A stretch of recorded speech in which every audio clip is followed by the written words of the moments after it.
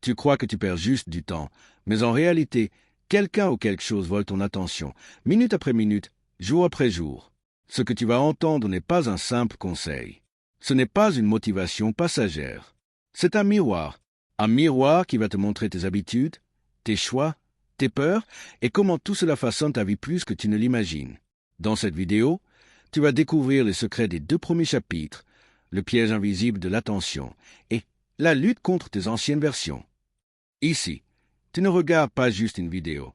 Tu commences à voir le mécanisme, à comprendre le piège et à reprendre une parcelle de ton pouvoir que tu pensais perdu.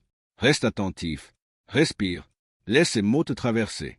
Ce n'est pas pour agir maintenant, c'est pour que tu vois et que tu ne puisses plus faire semblant. Chapitre 1. Le piège invisible de l'attention. Tu n'es pas paresseux, tu n'es pas stupide, tu n'es pas en retard. Tu es simplement en train de jouer à un jeu dont les règles ont été écrites contre toi et personne ne te l'a jamais dit clairement. Le piège n'est pas visible. Il se cache dans tes habitudes, dans tes excuses confortables, dans ce que tu appelles la réalité. Aujourd'hui, tu vas commencer à voir le mécanisme, et une fois que tu le vois, tu ne peux plus faire semblant. Ce livre ne parle pas du diable comme d'un monstre. Il parle du diable comme d'un système. Un système silencieux, patient, invisible. Son objectif est simple, te garder lent, te garder distrait, te garder pauvre intérieurement puis extérieurement. Le diable moderne ne brûle pas. Il endort. Il ne t'attaque pas de face. Il te berce avec des « plus tard », des « demain », des « ce n'est pas le bon moment ». Et la majorité des gens tombent dans ce piège sans jamais s'en rendre compte. Toi, tu es ici parce que quelque chose ratait déjà en toi. Une gêne, une intuition, une sensation que tu pouvais faire plus. Et mieux, tu avais raison. Le premier principe est brutal. Tant que tu ne contrôles pas ton attention, tu ne contrôles rien. Ni ton argent, ni tes relations, ni ton avenir. Ton attention est la matière première de ta vie. Chaque minute distraite est une brique que tu offres à quelqu'un d'autre pour construire sa propre fortune. Regarde une journée typique, téléphone au réveil, notification, message inutile, contenu sans valeur, puis fatigue mentale, puis décision bâclée, puis culpabilité, puis répétition. C'est ça le piège. Lent, progressif, indolore, jusqu'au jour où tu te réveilles et 10 ans sont disparus. Pose-toi une question simple. Qui parasite ton attention aujourd'hui? Pas symboliquement, concrètement. Une application, une personne, une habitude, une peur. Si tu ne sais pas répondre immédiatement, c'est déjà une réponse. Les gens prospères protègent leur attention comme une banque protège son coffre. Les autres la distribuent gratuitement. Le diable adore la confusion. Plus tout est flou, plus tu es malléable. Il adore aussi la fatigue. Une personne fatiguée dit oui à ce qu'elle refuserait en pleine lucidité. Elle consomme ce qu'elle mépriserait en pleine clarté. Elle accepte une vie qu'elle n'aurait jamais choisie. Voilà pourquoi l'énergie est une arme spirituelle et financière. Pas dans les slogans, dans les faits. Le sommeil, le silence, la respiration, la solitude volontaire. Ce sont des territoires sacrés. Le système veut que tu les méprises. Laisse-moi te raconter une histoire simple. Un jeune homme travaille beaucoup. Trop. Il gagne correctement sa vie. Il est fier. Il achète une voiture chère, un bel appartement. Il sort souvent. Il a l'impression d'avoir réussi. 10 ans plus tard, il est prisonnier de son niveau de vie. Il ne peut plus ralentir. Il ne peut plus réfléchir. Il ne peut plus risquer. Il ne vit plus. Il amortit. Le diable ne l'a jamais attaqué. Il a simplement laissé courir dans la mauvaise direction. L'argent est un révélateur, pas une solution. S'il arrive dans une vie confuse, il amplifie la confusion. S'il arrive dans une vie claire, il amplifie la liberté. Ce n'est pas la somme qui compte, c'est la structure intérieure. Et personne ne t'apprend à bâtir cette structure. Parce qu'un esprit structuré est difficile à manipuler. Deuxième principe, le diable ne te pousse pas forcément vers le mal. Il te pousse vers le banal. Une vie tiède, des rêves réduits, une ambition camouflée sous la prudence. Il te murmure que viser plus haut est dangereux, que rester petit est plus sûr. Il t'apprend à appeler ta peur réalisme et à appeler la résignation maturité. Observe les débats autour de toi. Beaucoup critiquent la richesse, peu font le travail intérieur pour la mériter. Beaucoup parlent d'injustice, peu deviennent stratèges. Là encore, le piège est mental. Gagner demande du silence intérieur, perdre demande seulement des excuses. Tu veux une règle simple? Si ton environnement ne parle jamais d'opportunité, de discipline, de vision, De long terme, tu baignes déjà dans l'eau du piège. Personne ne t'oblige à y rester, mais personne ne viendra non plus te tirer dehors. Les relations sont un autre outil du diable. Il ne te met pas toujours avec des ennemis. Il te met avec des gens confortables, sympathiques, drôles, mais sans direction. Leur présence te rassure. Leur absence de vision te ralentit. Tu n'as pas besoin de couper brutalement. Tu as besoin de choisir consciemment. Qui te tire vers le haut? Qui t'endort? Qui t'observe? Qui t'aspire? Une question te brûle peut-être déjà. Comment on sort de ce système? On n'en sort pas avec la colère. On en sort avec la clarté. Chaque jour, tu dois reprendre une parcelle de ton pouvoir. Une seule suffit, une décision, une frontière, une habitude retirée, une autre installée. Le diable déteste la constance consciente. Il s'adapte à tes élans, il craque sous ta régularité. Imagine un instant ce que deviendrait ta vie si tu coupais 50% des distractions inutiles. Juste la moitié. Que ferais-tu de ce temps? Que construirais-tu? Qui deviendrais-tu? Ce n'est pas une question théorique, c'est une trajectoire réelle. Les riches que j'ai observés de près n'ont pas tous commencé avec de l'argent. Mais ils ont tous commencé avec une chose, l'indépendance mentale. Ils pensent avant de réagir, ils observent avant d'imiter, ils décident avant d'expliquer, et surtout, ils acceptent d'être incompris pendant la phase de construction. Le diable adore quand tu cherches l'approbation, parce que celui qui dépend des applaudissements obéit à la foule. Tu peux échouer 1000 fois. Ce n'est pas un problème. Tu peux perdre de l'argent. Tu peux te tromper de partenaire. Tu peux changer d'avis. Ce qui est mortel, c'est de ne jamais décider. L'indécision chronique est l'arme la plus propre du piège. Elle ne fait pas de bruit. Elle vole une vie entière. Beaucoup attendent d'être prêts. Prêts financièrement, prêts émotionnellement, prêts socialement. Personne n'est jamais prêt. Tu avances, puis tu deviens prêt en marchant. La vérité est simple, tu n'as pas peur d'échouer. Tu as peur de voir jusqu'où tu pourrais réellement aller. Et ça peut détruire l'image que tu t'es construite de toi-même. Regarde ton passé sans complaisance. Combien de fois as-tu su ce qu'il fallait faire sans le faire? Combien de fois as-tu négocié avec ta conscience? Ce n'est pas de la culpabilité que je cherche à créer. C'est de la lucidité. La lucidité rend libre. Le diable aime aussi l'urgence artificielle. Tout doit être maintenant, tout doit être rapide, tout doit être consommé. La richesse, elle, aime le rythme lent, les décisions froides, les stratégies ennuyeuses, les accumulations invisibles. La fortune ne crie pas, elle chuchote longtemps. Tu veux un exercice simple? Ce soir, coupe toute une heure avant de dormir. Aucun écran, aucun bruit. Assieds-toi, laisse monter ce qui te traverse, l'ennui, l'agitation, les idées, les peurs. Tu verras à quel point ton esprit a été colonisé et tu comprendras à quel point il peut être reconquis. Nous n'avons encore parlé ni d'investissement, ni de business, ni de chiffres. Ce n'est pas un hasard. Parce que sans souveraineté intérieure, l'argent devient une drogue. Avec la souveraineté, il devient un outil. Et un outil peut bâtir ou détruire. Si tu écoutes ceci, ce n'est pas pour être distrait. C'est pour reprendre ta trajectoire. Tu n'as pas besoin de devenir parfait. Tu as besoin de devenir conscient.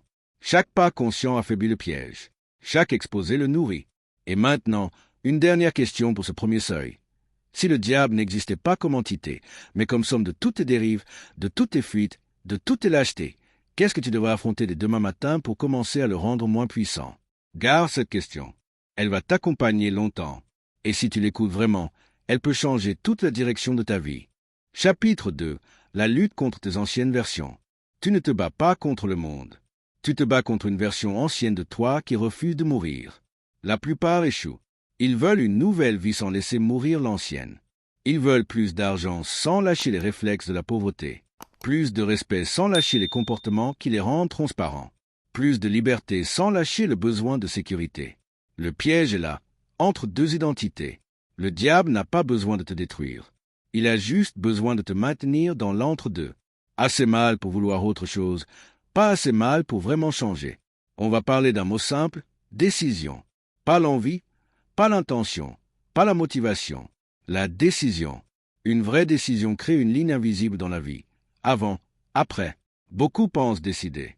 En réalité, ils testent, ils essaient, ils observent, ils gardent une porte de sortie. Le piège adore les portes de sortie, parce qu'une porte de sortie empêche l'engagement total. Et sans engagement total, rien de grand ne se construit. Regarde quelqu'un qui dit vouloir changer de carrière. Tant qu'il réfléchit, il ne risque rien. Tant qu'il se prépare, il reste confortable. Le jour où il décide vraiment, il perd quelque chose, du temps libre, de la sécurité, de l'approbation. La perte est le signe que la décision est réelle. S'il n'y a aucune perte, ce n'est pas une décision. C'est un divertissement mental. Le diable adore les projets fantômes. Ce dont on parle, ce qu'on imagine, ce qu'on promet, mais qu'on ne matérialise jamais. Il donne l'illusion d'avancer sans jamais bouger. Une vérité froide, tu peux mentir aux autres longtemps. Tu peux même te mentir à toi-même un certain temps. Mais ton corps, lui, sait. Il sait si tu avances, il sait si tu fuis, il sait si tu triches. L'anxiété est souvent une dissonance entre ce que tu sais devoir faire et ce que tu évites de faire. Ce n'est pas une maladie, c'est un signal. Prenons l'argent, concrètement.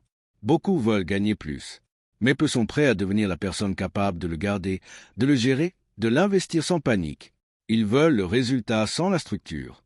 Le diable leur offre alors un raccourci, crédit, dépenses impulsives, signaux extérieurs de réussite, et les enchaîne gentiment à leur propre choix.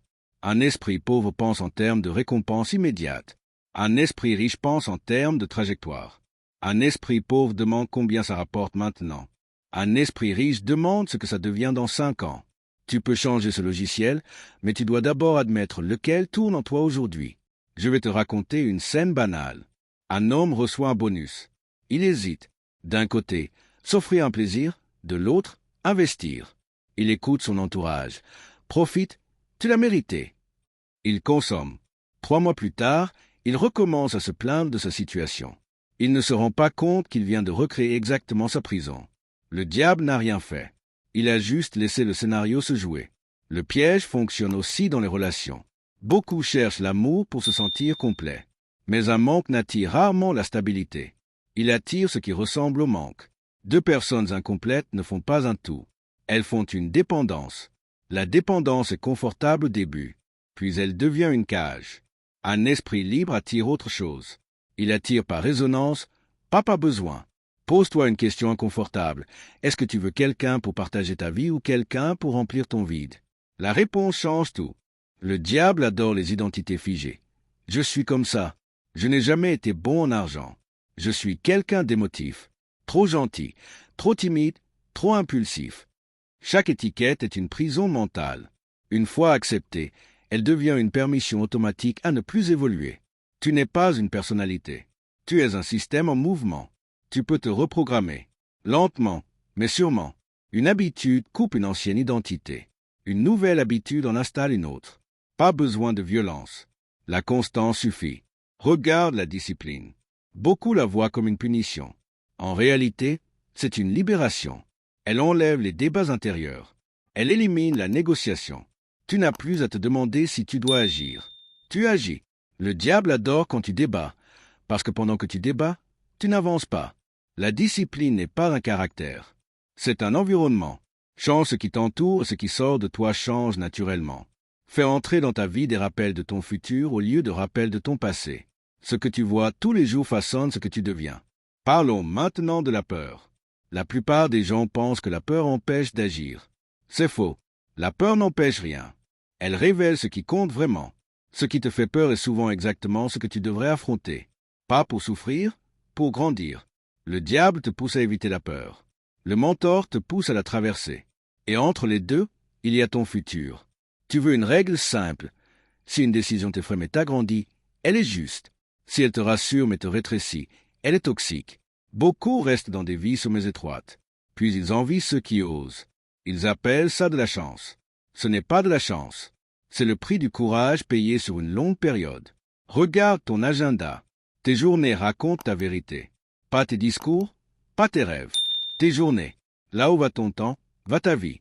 Là où va ta vie, va ton identité. Le diable adore quand tu dis « je n'ai pas le temps », parce que tu as toujours du temps pour ce qui compte vraiment.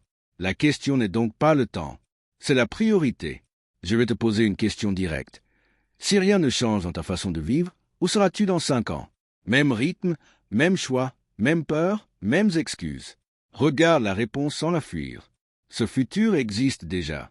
Tu es en train de le bâtir chaque jour. Maintenant, la bonne nouvelle, le futur peut se plier très vite à une nouvelle direction. Pas par miracle, mais par inertie inversée. Un petit virage constant produit un grand déplacement. Tu n'as pas besoin de te transformer en une nuit. Tu as besoin d'arrêter de te trahir chaque matin. Ne méprise pas les petites décisions. Ce sont elles que le piège attaque d'abord. Se lever ou rester. Oser dire non ou se taire. Investir ou consommer.